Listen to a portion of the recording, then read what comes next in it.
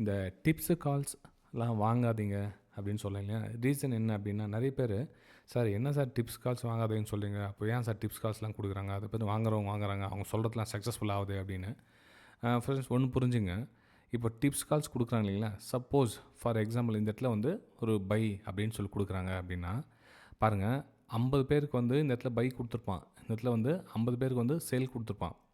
Okay, இது வந்து ஒரு பிஸ்னஸாகவே பண்ணிகிட்டு இருப்பாங்க இந்த டிப்ஸ் கால்ஸ் கொடுக்குறாங்க. அவங்களோட டைரெக்ஷன் வந்து நீங்கள் போகிற மாதிரி கிட்டத்தட்ட உங்களுக்கு 50% வந்து அவங்க சொல்கிறது ஒர்க் ஆகும், அது உண்மையிலே நடக்கும். அது 50% வந்து ஃபெயில் ஆகிடுவாங்க. அவங்க என்ன பண்ணுவாங்கன்னா, இந்த 50% பீப்புள்ஸ் மட்டும் வந்து பிடிச்சிக்குவாங்க. ஏன்னா வந்து அவங்க நம்பிடுறாங்க, இப்போ 50% ஃப்ரீயாக கொடுக்குறேன் அப்படின்ற மாதிரி சொல்லுவாங்க இல்லைங்களா. ஸோ 50% வந்து 50 டைம் வந்து அப்படி போகும், 100க்கு 50 டைம் போக சொல்லும்.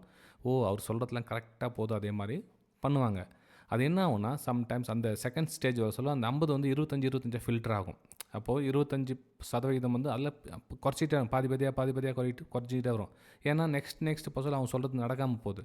அப்போது அந்த பர்டிகுலர் லாஸ்ட்டில் அந்த 10% வராங்க இல்லையா, அவங்க வந்து முழுசாக நம்பிடுவாங்க. அவங்கள அந்த டிப்ஸ் கால்ஸ் கொடுக்குறவங்கள முழுசாக நம்பிட்டு, ஓ அவங்க கொடுக்குறதுலாம் நல்லா நடக்குதுன்னு சொல்லிட்டு ஹியூஜ் அமௌண்ட் பெரிய கேபிட்டலாக போட்டு ட்ரேட் பண்ணுவாங்க. லாஸ்ட்டில் மொத்த கேபிட்டலும் வைப் அவுட். ஃப்ரெண்ட்ஸ், இதுதான் வந்து யதார்த்தமாக புரிஞ்சுங்க. நான் வந்து இன்னும் தெளிவாக சொல்ல விருப்பப்படல. நான் யாரையும் இதுவரை நான் மற்ற டிப்ஸ் கால்ஸ் கொடுக்குறவங்கள பற்றி நான் வந்து குறிப்பிட்டு இவங்க தான் சொல்ல வரல. யார் அந்த மாதிரி பிளாங்காக கொடுத்தாலும் அவங்கள டிப்ஸ் கால்ஸ் கொடுக்குறதா கன்சிடர் பண்ணணும். தயவு செஞ்சு அவங்கள நம்பாதீங்க.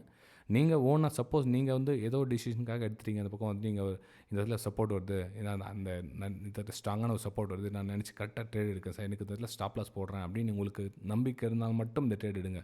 யாரோ ஒருத்தர் 3வது நம்பர் சொன்னாங்க அந்த இடத்துல நான் பை எடுத்தேன் அப்படின்னா எடுக்காதீங்க.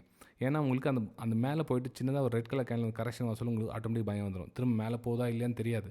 அப்போ அந்த இடத்துல வெளியே வந்துடுங்க. வெளியே வந்துட்டப்போ திரும்ப மேலே போடாடா, திரும்ப ரீஎன்ட்ரி, அப்போ திரும்ப மேலே போகணும், திரும்ப கீழே வரும். ஸோ இந்த மாதிரி பதட்டமாக ட்ரேட் எடுக்காதீங்க. ஓகே.